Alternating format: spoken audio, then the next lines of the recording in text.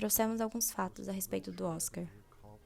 O Oscar foi, por muitos anos, um evento para brancos.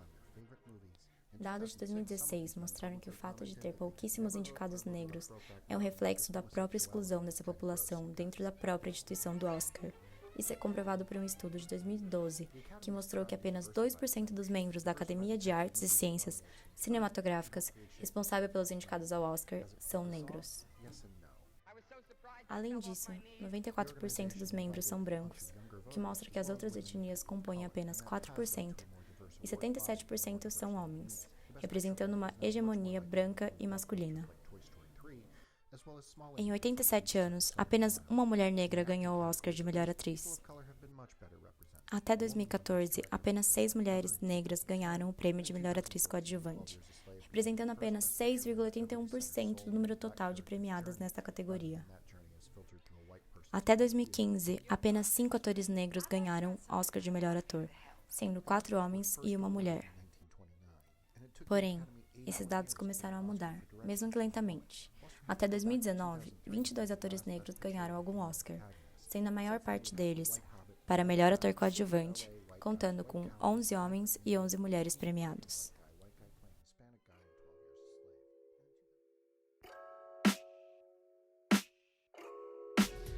A Academia de Hollywood prometeu promover a diversidade entre os membros e duplicar o número de mulheres e de representantes das ditas minorias étnicas até 2020.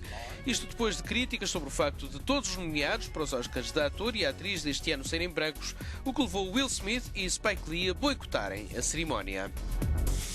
Nos últimos anos, aumentou a atenção sobre o racismo e a falta de diversidade nos filmes de Hollywood. A diversidade nos filmes pode ser refletida em quem atua na frente da câmera, quem dirige por trás dela e quem é representado na tela. Os estereótipos raciais são os mais retratados, e a falta de diversidade nesse quesito é a que mais vem sido discutida nos últimos anos.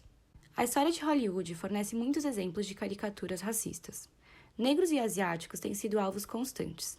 Um bom exemplo disso é o clássico filme de 1961 de Audrey Hepburn, Café da Manhã na Tiffany's, cujo personagem, Yunioshi, interpretado por um ator americano branco, pretendia zombar do povo japonês, e há muitos outros exemplos. Mas, conforme Hollywood apresentou mais personagens negros e escalou mais atores negros, também acabou enfatizando outros estereótipos. Até hoje, os homens negros são frequentemente retratados como assustadores ou bravos, e as mulheres negras como bocudas e atrevidas. Muitos filmes apresentam personagens negros na lógica de Tolkien, cotas, o que ao invés de acabar com estereótipos, acaba reforçando-os, visto que normalmente são retratados os mesmos tipos de papéis sempre. Mesmo com a consciência dos estereótipos raciais em ascensão, Hollywood persiste com tais práticas. O racismo, na forma de exclusão de empregos e papéis racialmente estereotipados, define a indústria cinematográfica de Hollywood desde o seu nascimento, no início dos anos 1900, de acordo com a socióloga estadunidense Nancy Wang.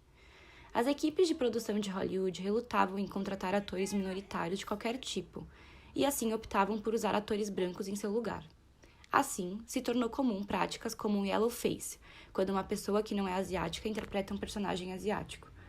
Apesar de ser mais difícil, o yellowface ainda acontece no cinema atual, sendo mais comum a escolha de atores brancos para representarem personagens de outras etnias, como é o caso de Doctor Strange da Marvel.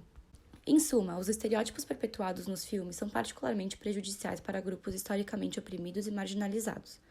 Mas, mais recentemente, alguns acontecimentos parecem indicar que Hollywood pode dar a volta por cima. Ao ganhar o Oscar por sua atuação em Fences em 2017, Viola Davis se tornou a primeira mulher negra a ganhar a tríplice coroa de atriz ao longo de sua carreira, incluindo seus 2 Tony Awards por trabalhos teatrais e o Emmy 2015 por seu papel em How to Get Away with Murder. Outro exemplo que prova o sucesso da nova Black Hollywood é o filme Black Panther da Marvel, um sucesso de bilheteria no mundo todo. Em 2018, a comédia romântica Crazy Rich Asians se tornou um sucesso de bilheteria com um elenco totalmente asiático. A atriz vietnamita americana Lena Condor tem um papel principal no bem-sucedido romance adolescente Para Todos os Garotos que Já Amei, do Netflix. Apesar da lenta mudança de representatividade em Hollywood, de acordo com pesquisas, filmes e programas de TV com elencos bastante diversos trazem mais vendas nas bilheterias e recebem classificações mais altas do público. No entanto, Hollywood ainda está longe de representar a diversidade do mundo. ou mesmo a dos Estados Unidos, que ainda tem o poder de monopolizar a grande maioria das produções cinematográficas de grande visibilidade. Os brancos ainda estão consideravelmente superrepresentados na frente da câmera e também por trás dela, o que também influencia diretamente a maneira como minorias são perpetuadas.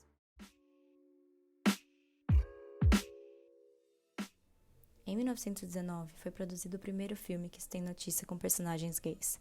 Hundert's the Under, em português, diferente dos outros, é um filme alemão sobre o relacionamento de um professor violinista e seu aluno. Estreou na Alemanha em 28 de maio de 1919. Isso foi 50 anos antes do episódio de Stonewall. Essas ideias foram revolucionárias, mesmo durante a breve liberação social que a Alemanha experimentou na década anterior à Grande Depressão. Na era de ouro de Hollywood, tudo ainda era transmitido por baixo do pano e ninguém se atrevia a dar nomes aos bois. Assim, em Juventude Transviada, Estados Unidos, 1955, o adolescente Plato, Salmi Neill, nutria uma paixão recolhida e platônica por Dean, James Dean. Nos anos 60, começaram a surgir os primeiros filmes que ousam tocar no tabu, principalmente do universo lésbico. Infâmia, Estados Unidos, 1961, baseado na peça de Lillian Hellman, narra o drama de duas professoras de uma escola, Shirley MacLaine e Audrey Hepburn, acusadas por uma aluna de manterem um caso. A partir daqui, as portas vão se abrindo. Pós-evolução sexual dos anos 60, começa a ficar cada vez mais frequente a aparição de personagens ou situações gays. O surgimento da AIDS gerou a produção de muitos filmes sobre o tema. Nos Estados Unidos, o grande boom foi Fazendo Amor, 1982. Pela primeira vez, um romance entre dois homens era mostrado de forma humana e sutil, com beijo e tudo. O chamado boom gay, a descoberta do pink money, a explosão da cultura clubber, tudo isso levou a uma múltipla produção de cinema gay, de todos os tipos e sabores. O mundo das drag queens gerou Priscila, a Rainha do Deserto, Austrália, 1994, e Para Young Fool, Obrigado por Tudo, Julie Newmar, Estados Unidos, 1996. Na mesma linha cômica, os Estados Unidos refilmaram A Gaiola das Loucas, 1996. Um grande filme com representatividade trans foi Garota Dinamarquesa, 2015, Inglaterra e Estados Unidos. O filme é baseado no livro de mesmo nome de David Ebershoff, que resgatou a história da primeira mulher trans a passar por uma cirurgia de redesignificação genital na Europa, nos anos de 1920.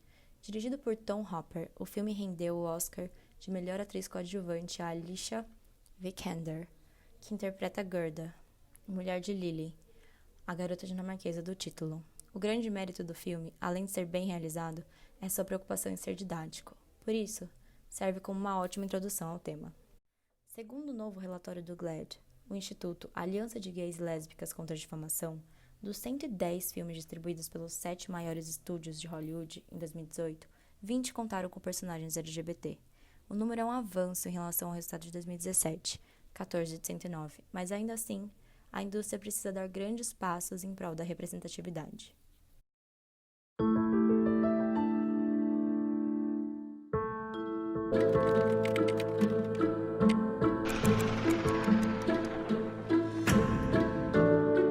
It's just not right how few female directors we have. Out of the 60 or so films that I've made, I can count the women directors on one hand. What is going on behind the camera? Who's making these decisions? Stop saying that there's not enough qualified women. They're out there. Women are more than half of the world. The next Kubrick, in no one's mind, is a woman. Just like with black and white, we've been conditioned to believe it to be one way. You don't want to be too defined by the stereotypes of what a director is. You don't want to be considered a female filmmaker. You're just a filmmaker. They keep saying, woman, like, you're some sort of strange animal. Just give me the job. I am absolutely the only person that can. Why are you even questioning it? It shouldn't be seen as such a crazy thing.